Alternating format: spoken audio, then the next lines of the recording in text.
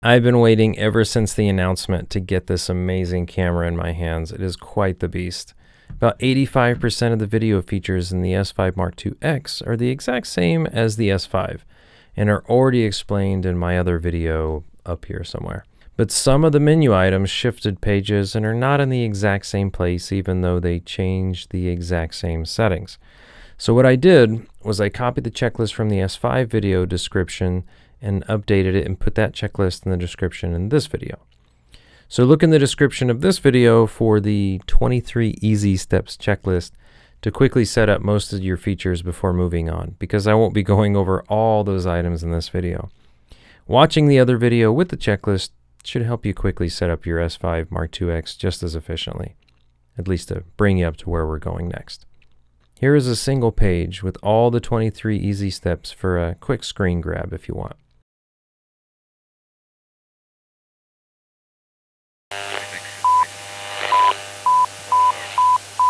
Okay, you just went through the 23 easy steps checklist and are now ready to finish setting up your S5 Mark IIX for video.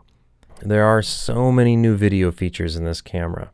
We'll finish setting up the general settings for the X first, then we'll set up the camera to record on the SSD, and finally we'll set up the camera to record external RAW. Let's start by verifying the software version of the camera. Turn on Synchro Scan. Camera first icon, Synchro Scan.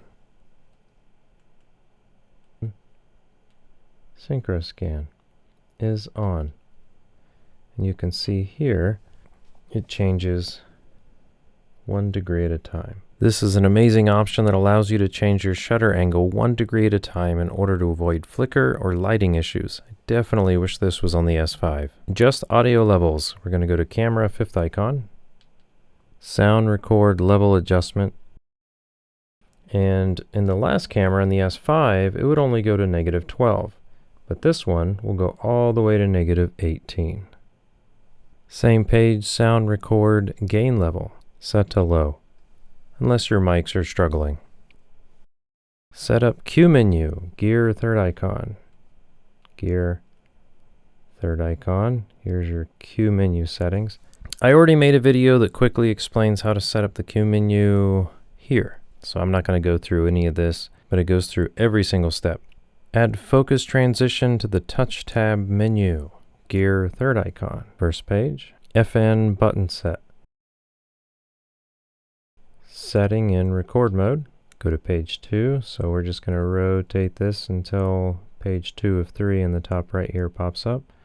And now all of these are your options for your touch tab menu.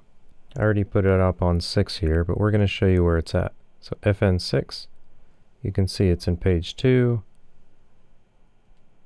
third icon down, focus transition. This is amazing when you're set up on a tripod and want to quickly and perfectly focus between subjects. Adjust the thermal management. Wrench, second icon, thermal management high.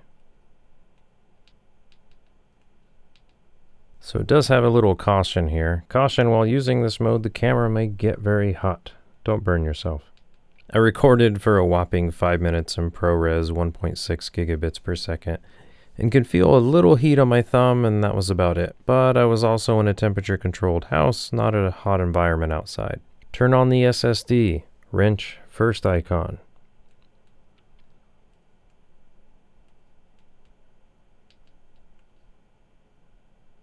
Camera definitely takes its time to turn on or read the SSD in the beginning. So now it's like, hey, I don't have an SSD, so let's give it one.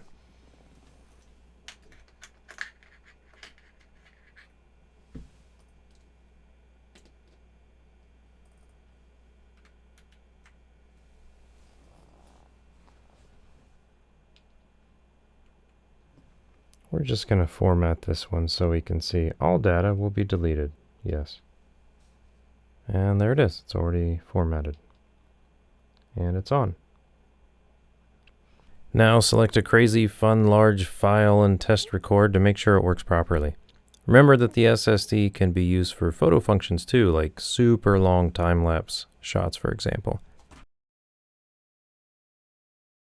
5.8K 422HQ29. Let's hit the record button. And now it's recording. See our time on the bottom left here.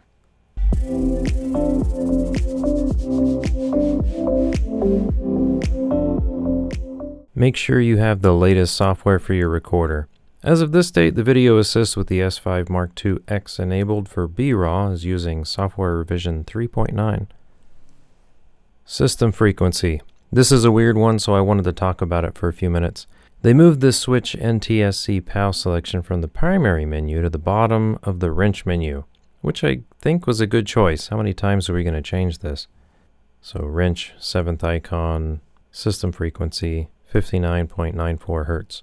You must select either PAL or NTSC for RAW to work. If you select 24 Hertz for 24 frames per second, then the RAW option will not be available. We're going to select it here just so you can see. And you have to turn the camera on and off.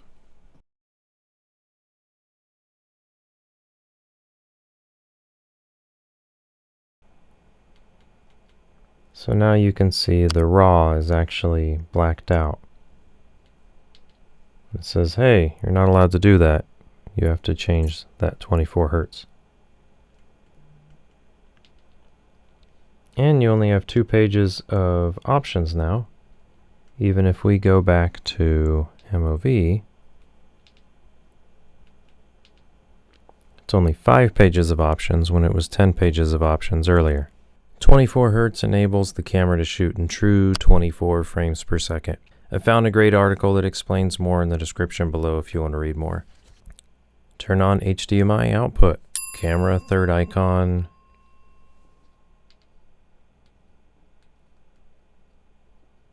HDMI raw data output on. And finally, to reduce some lag in the video, you can turn off audio through the HDMI. Gear, 6th icon. HDMI record output. Sound output HDMI. Here is a quick comparison to help you decide if you think it's worth turning off.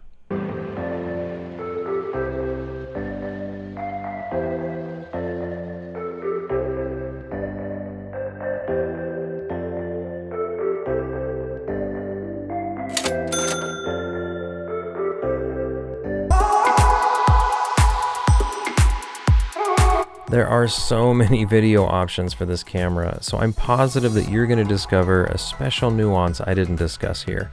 My goal is to help you get on the right track as quickly as possible so you can begin experimenting with the settings yourself.